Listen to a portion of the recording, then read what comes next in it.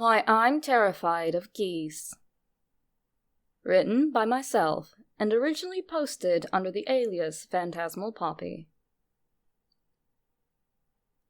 Geese are the most terrifying thing on this whole damn planet.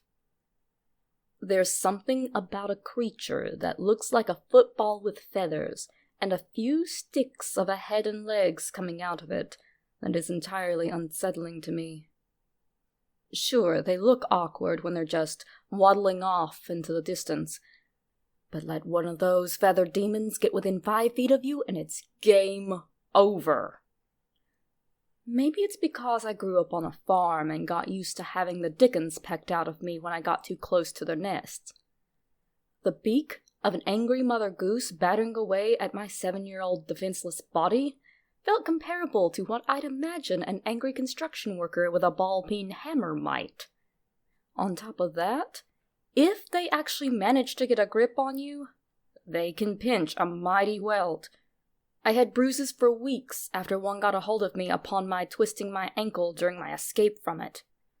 Thankfully, my older sister was close by enough that she was able to stop its frenzied assault with a few warning swings of a fallen tree branch. Perhaps that's why I started hating them. So when I started working for Mueller's Fine Jewelry, my coworkers would laugh at me for running to work the moment I stepped out of my car. If the commission bonus hadn't been so high, I might have skipped over the job entirely. However, since my former business had been sold after the owners decided to retire, I needed to find a new job. Ed Mueller was actually a good friend of my former boss's, as shown by his gleaming gold signet ring he commissioned them to make so many years ago. So they more than put in a good word for me. By the time the doors were closed at the place I had worked throughout my late adolescence and early adulthood years, Old Man Mueller was practically waiting for me with open arms. After all, I had been the top salesman at Franklin Jewelers, so it was to our mutual benefit that he took me onto his team. The store itself was fairly new since Ed had finally decided to relocate. He'd been used to the little store he'd owned for many years, but the complex it was built in began to get more and more run down as the area around itself industrialized. So he decided it would be best to move to a better location after the windows of his store had been smashed for the 3rd time in 3 months. Thankfully, the move brought with it a much bigger store for an expanded stock, and in a far ritzier location. Old Ed loved to boast about how he got such a prime location for practically a steal. But I suspected for the longest time that he was lying. Getting a location like that had to have cost him an arm and a leg, plus more luck than most people had in their entire lives. Though, I often wondered if it had something to do with the geese. I'd never seen geese as bloodthirsty as these in my entire life. My first day on the job, I encountered one as I was returning to my vehicle. It had been curled up, its head tucked tightly against its back to the point it almost looked as if it had been decapitated. Given my distrust of said creatures, it would have been far less of a tragedy for me to run upon than most people. However, once I got within a few yards of the wretched beast, its head sprung to life like a clown escaping from a jack-in-a-box, and it turned its beady eyes upon me. I stopped in my tracks, as I realized I had nothing on me with which to defend myself, even if I had been allowed to. After all, the city had some very strict laws regarding the treatment of geese, as they were a sort of natural trademark of the area. So harming one would land you with a hefty fine. I tried to still my beating heart as the fiendish fowl uprighted itself, wings only partially extended, and hissed. Hissed at me, as if it were not a bird, but an angry cat that had set its sights upon me. As I began to slowly maneuver around it, it began to stalk toward me. Slowly at first, plopping one webbed foot down at a time to mirror my own cautious steps. The more steps I took, the more it took. I sped up slightly, and its fat body waddled from out of the grass, its head low and slightly snaking side to side, as if eyeing what part of my person it should attack first. Finally, the hulking brute of a bird let out a loud rasp of a hiss that ended in more of a growl than a honk, and threw its wings out to their full extent. And the childhood terror that had slowly been welling up inside of me snapped and sent me running like a scared little boy off into the shopping center. As a few of the shops were closed on Sundays, I had no choice but to cut down an alley in hopes that I might be able to reach the doors of one of the still active businesses before the creature reached me. As I sprinted down between the tall brick walls of various buildings, the beating of wings and the menacing, rasping honking echoed, reverberating in such a way as to make it seem like the auditory assault was coming from all directions. I cut the corner sharply at the end, narrowly saving myself from a hellish pecking as the goose, incensed as it was still a goose, and therefore could not maneuver its awkward body as nimbly as my own. It flew out into the street, honking angrily at having realized my trick, and only narrowly avoiding slamming into the side of a passing car. I heard it turn its rage momentarily upon the vehicle, giving me just enough time to duck into a restaurant before it could finish its pursuit. People who had been milling about outside scattered quickly as they realized why I had been running, but the bird did not give chase to them. Instead, as I pulled the heavy glass door to behind me, it paused, landing just in front of the door. For several moments, I stood there, panting, watching it. After another wretched hiss, it quirked its snake-like head around a few times, before calmly tucking its wings against its body and righting itself. I swear, the horrible thing actually nodded at me. Nodded, as if it were an honorable gentleman, and I had won the malicious game it had been playing with me.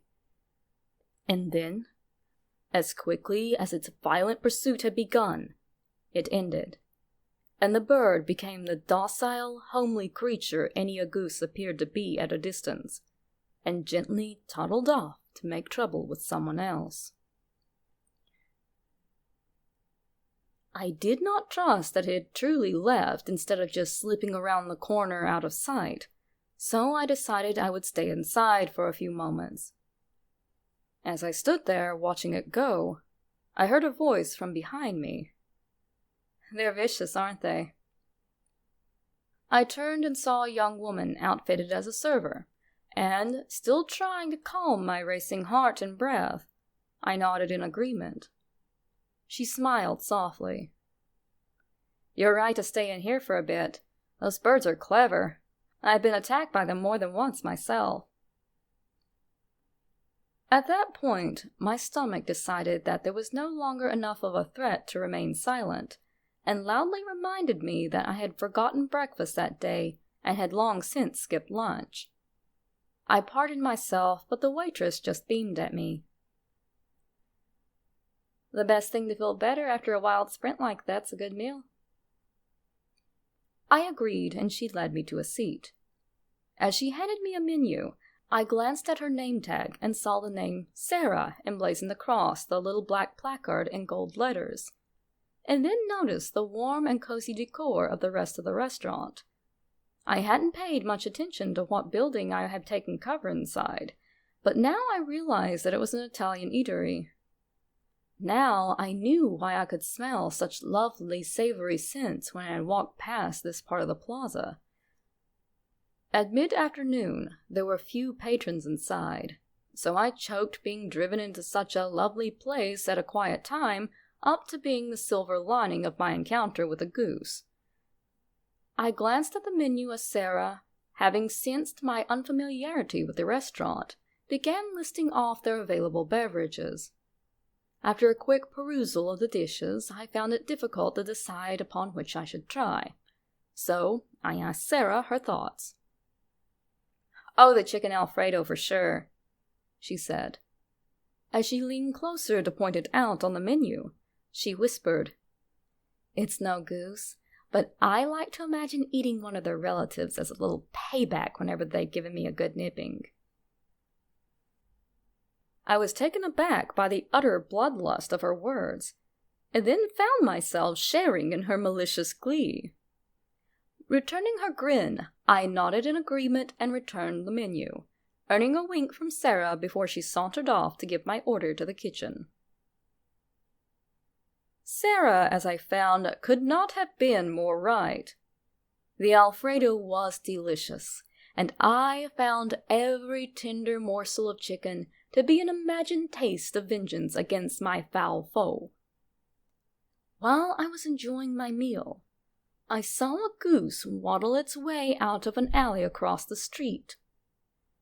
Petty as it may be, when the goose turned my way, I found myself chuckling with childish glee as I took a slow and deliberate bite into a piece of sauce-drenched chicken. The goose just stood there, staring toward the restaurant I was in as if it was watching me. While it could not have possibly known what I was doing, I speared another piece of meat with my fork and waved it a bit while looking deliberately at the bird, taunting it. The act exhilarated me in a way nothing had before. I was mocking my greatest fear, and there was not a thing it could do about it.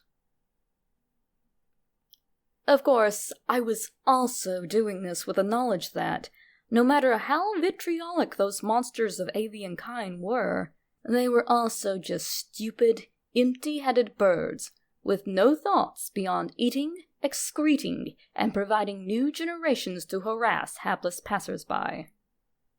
The concept of vengeance was far out of the reach of their inferior animal minds. Days passed, and I found myself having worked at Mueller's for several months. The location brought with it a larger, richer clientele, whose pocketbooks and wallets were far looser when it came to the shiny baubles I sold. I soon became far more successful than I had ever been at my old store, and Ed Mueller could not have been happier with the revenue and happy clientele that I was bringing in. In addition, I found Sarah to be even more delightful than I deduced at our initial meeting, and soon found a steady romance budding between us. Life was good. One day, I arrived at the store to find it locked. Strange, I thought, as despite Ed's age, the old man was often at work before the rest of us.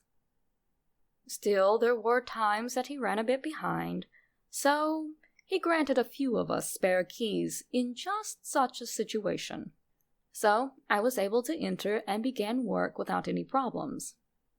A few hours went by, and the rest of my coworkers trickled in as usual. But there was still no sign of Ed. The hours ticked on, leaving us all puzzled as to what could be keeping our employer. None of my seniors had ever known Ed to be so late to his own store before, and we were all quite concerned that he might have come down with some sort of illness.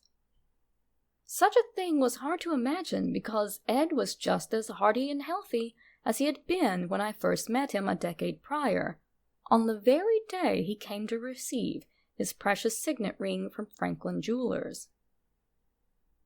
I rang his home but received no answer.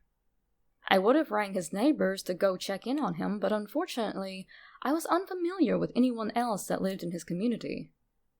For the rest of my shift, it felt as though an ominous cloud had settled over us, until finally, I gave up upon ringing Ed and decided I would go and check up on him personally.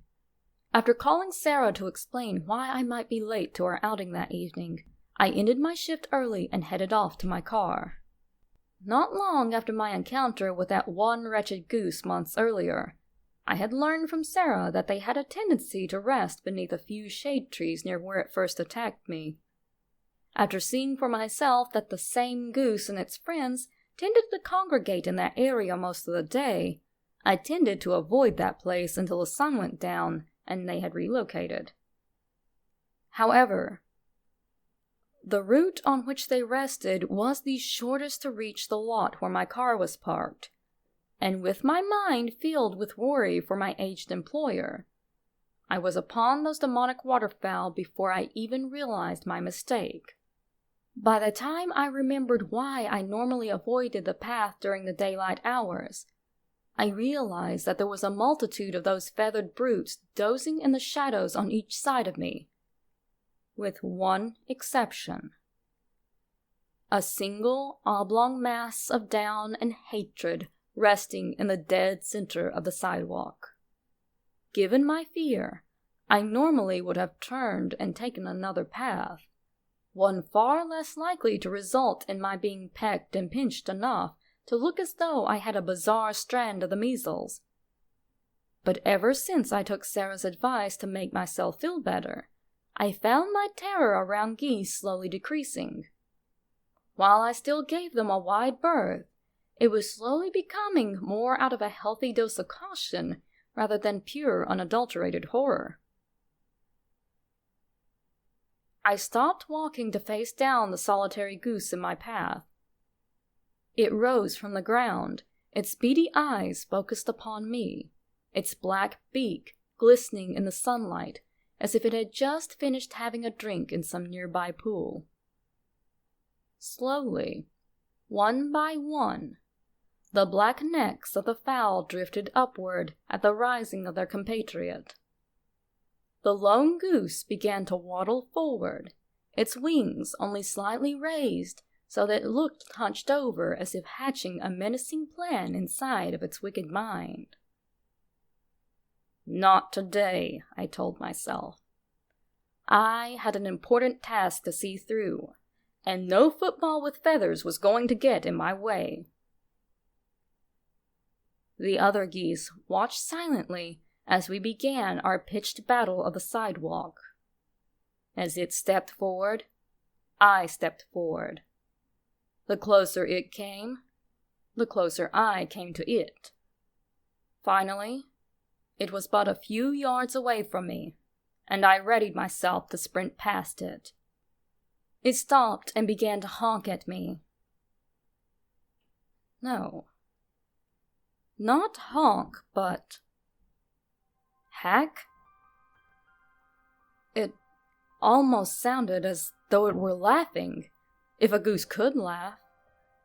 For nearly a full minute, it made muffled, hissing, honking sounds, as if someone were playing with a child's bicycle horn that was on its last squeak. Finally, the goose threw its head back and, slinging its neck around like a whip, released whatever it was that had been lodged in its throat, sending the small object skidding across the concrete to land at my feet. What my eyes landed upon nearly made my heart stop. There, gleaming up at me, was a glimmering golden ring, emblazoned with a very familiar M.